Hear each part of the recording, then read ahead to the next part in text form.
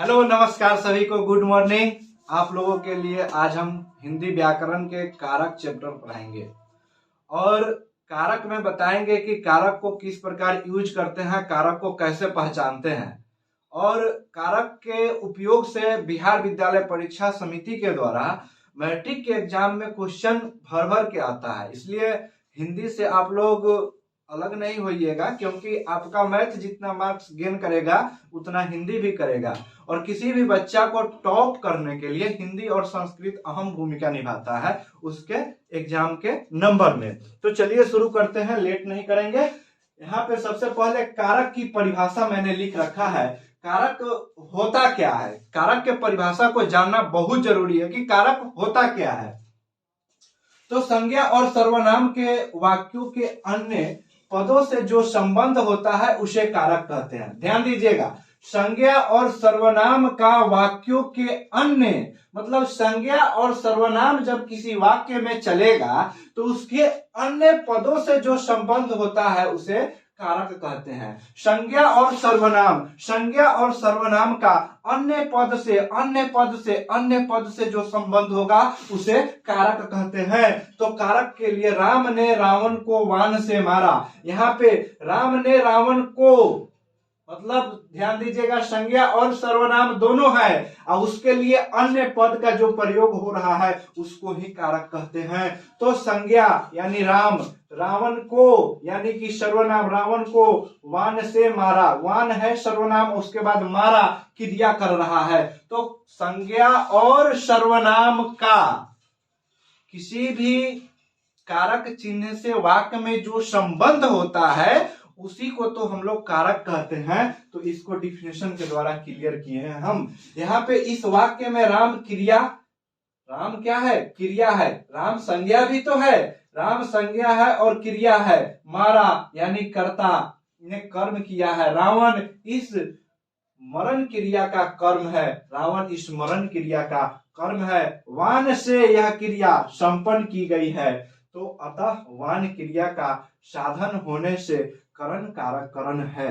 तो यहाँ पे परिभाषा के अनुसार यह बात स्पष्ट होता है कि संज्ञा और सर्वनाम का वाक्यों के अन्य पदों से जो संबंध होता है उसे कारक कहते हैं। तो यहाँ इससे पढ़ लीजिए कि इस वाक्य में राम क्रिया, मारा का कर्ता, रावण इस मरण क्रिया का कर्म है, यानी कि रावण जो है वो मरने का कर्म है, मर गया। इसका मतलब राम ने उसके ऊपर क्रिया किया है, राम ने वान चलाया है। राम ने अगर वान नहीं चलाया होता तो रावण मरता थोड़ी। तो रावण जब मर गया तो वह मरण कर्म है, यानी कि उसका मरना कर्म हो गया। चलिए, तो इसको हम लोग हिंदी में कारक के 8 मतलब कि रूप माना गया है। कारक 8 प्रकार के, हिंदी में कारक के 8 मानी गई है भेद, यानी कि हिंदी में कारक 8 प्रकार की होती है। चलिए एक नंबर में पढ़ते हैं कर्ता ने। ध्यान दीजिएगा, कर्ता कारक, कर्म कारक, करण कारक, संप्रदान कारक, आपादान कारक, संबंध कारक, उसके बाद अधिकरण कारक, संबोधन कारक। तो इसको डायरेक्ट याद कैसे रखेंगे, एकदम माइंड में। कर्ता ने कर्म को करण से, संप्रदान को के लिए, आपादान से, संबंध कारक का, की, के, रा, री, रे, अधिकरण में, पर, संबोधन हे, अरे, ऊ। तो इस तरीका से हम लोग याद करेंगे और इसके याद करने का भी हमने एक ट्रिक बना रखा है। इस ट्रिक को भी आप लोग लिख लीजिएगा अपने कॉपी पे मेरे वीडियो को पॉज करके, ठीक है। देखिए ध्यान से, कर्ता ने कर्म को करण से के द्वारा, संप्रदान के लिए, आपादान से, संबंध का के, की, अधिकरण में, पर, संबोधन हे, अरे, ओ। तो यहाँ से यह 8 भेद आपको क्लियर होता है। देखिए एक बार और पढ़ के बता दें हम। कर्ता ने कर्म को करण से के द्वारा, संप्रदान को के लिए, आपादान से, आपादान से, जैसे आपादान से, उसके बाद कर्म, उसके बाद संबंध का, के, की, अधिकरण में, पर, संबोधन हे, अरे वो, आठों याद हो जाएगा संस्कृत की तरह जब पिएगा तो।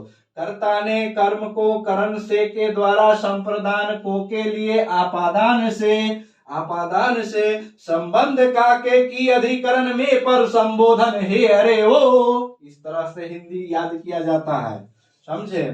अब कर्म और संप्रदान कारक में दोनों में को चिन्ह का प्रयोग किया जाता है। अब कहिएगा कि आप तो ये सब पढ़ा दिए, लेकिन ये सब जब पढ़ा दिए तो एक चीज स्पष्ट कीजिए कि कर्म कारक और संप्रदान कारक में दोनों में को चिन्ह का प्रयोग किया जाता है। तो इस को का किस रूप में, किस कारक में कैसे प्रयोग करेंगे, इस चीज को आप स्पष्ट तो कीजिए। तो कर्म कारक के विभक्ति कारक चिन्ह कर्म में लगता है, तो संप्रदान, यहाँ कर्म कारक को समझिए पहले। कर्म कारक के विभक्ति चिन्ह जो होगा ना, विभक्ति चिन्ह होगा, उसमें भी कर्म में उसका जो कर्म होगा, आप जो राम ने रावण को मारा, तो मारा यहाँ पे कर्म है, तो उस मारा में अगर में चिन्ह लगा रहेगा कर्म, तो वह कर्म कारक का उदाहरण होगा। संप्रदान कारक के विभक्ति जिस संज्ञा में लगता है, अब संप्रदान को पहचानने का बात आएगा तो संप्रदान संज्ञा में लगता है, ध्यान रखिएगा, संप्रदान संज्ञा में लगता है, संप्रदान संज्ञा में लगता है। तो संप्रदान कारक के विभक्ति जिस संज्ञा में लगता है उसके ऊपर क्रिया के व्यापार का कोई प्रभाव नहीं पड़ता है। अब देखिए, अब कर्ता कारक का उदाहरण, राम ने श्याम को मारा, राम ने श्याम को मारा, इसका को देखिएगा, राम ने श्याम को मारा, तो को जब मार दिया, को मार दिया, तो यह को किसके लिए प्रयोग होगा, कर्म के लिए, यानी मारना तो कर्म हो गया ना, किसी को दे चाटा, तो दे चाटा तक कर्म क्या हो गया, कर्म, इसका कर्म क्या हुआ, को कर्म कारक हो गया। अब राम ने श्याम को किताब दी, राम ने श्याम को किताब दी, किताब क्या है, संज्ञा है, यहां देने की भाव हो रही है, एकदम उसके ऊपर पड़ रहा है, तो इसको क्या बोलेंगे, संप्रदान कारक बोलेंगे। राम ने श्याम को किताब दी, राम ने श्याम को किताब दी, तो यहाँ जो कर्म है उससे पहले को है, और कर्म जो है यहाँ संज्ञा है। तो इस प्रकार के आप अंतर स्पष्ट कर देंगे कर्म कारक और कर्म कारक में और संप्रदान कारक में। तो इसके बाद दो और है, करण कारक, करण कारक और आपादान कारक में अंतर स्पष्ट करें।